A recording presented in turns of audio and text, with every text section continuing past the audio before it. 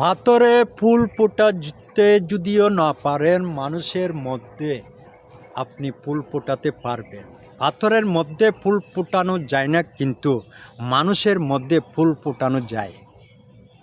কিন্তু আপনাকে মানুষের মধ্যে যদি আপনি ফুল ফোটাতে চান, তাহলে আপনাকে মানুষের সাথে মিশে যেতে হবে। আপনি যে মানুষের মনে ফুল ফোটাতে চান, সেই মানুষটিকে আপনি আগে নির্বাচিত করতে হবে। কোন মানুষের মনে আপনি ফুল ফোটাতে চান, সে মানুষটির আচার আচরণ অঙ্গভঙ্গি, আপনি সব কিছু তার চাওয়া পাওয়া আপনাকে অবজার্ভ করতে হবে। আপনার সব কিছু যদি তার অবজার্ভ করে তার কীতে সেই খুশি, কীতে সেই পরিপূর্ণ, তার সম্পন্ন আপনাকে অবজার্ভ করে আপনাকে নিতে হবে।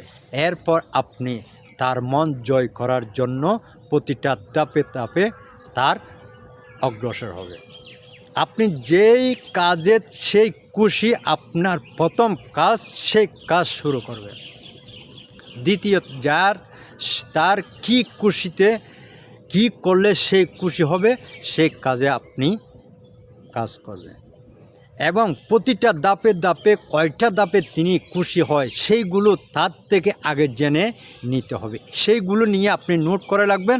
এরপর প্রতিটা ধাপে ধাপে তার সব কিছু পূর্ণ করার জন্য চেষ্টা করবেন। যদিও পরিপূর্ণ না পারেন, কিছুটা হলে আপনি চেষ্টা করবেন। দেখবেন তার মন জয় করার জন্য একটা কলা কৌশল আপনি পেয়ে যাবেন।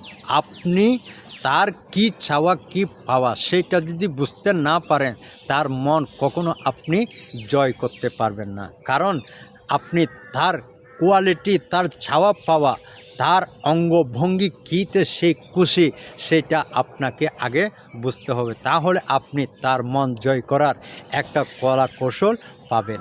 তা না হলে কখনো আপনি তার মন খুশি করার জন্য প্রস্তুতি হাজার নিলেও আপনি তার মন খুশি করতে পারবেন না। কারণ আপনি তার কীতে সেই খুশি সম্পন্ন বায়োডাটাটা আপনি ধরে নিতে পারেন নাই। হয়তো আপনি কিছুদিন চেষ্টা করেছেন তার মন জয় করার জন্য, কিন্তু আপনি করতে পারলেন না।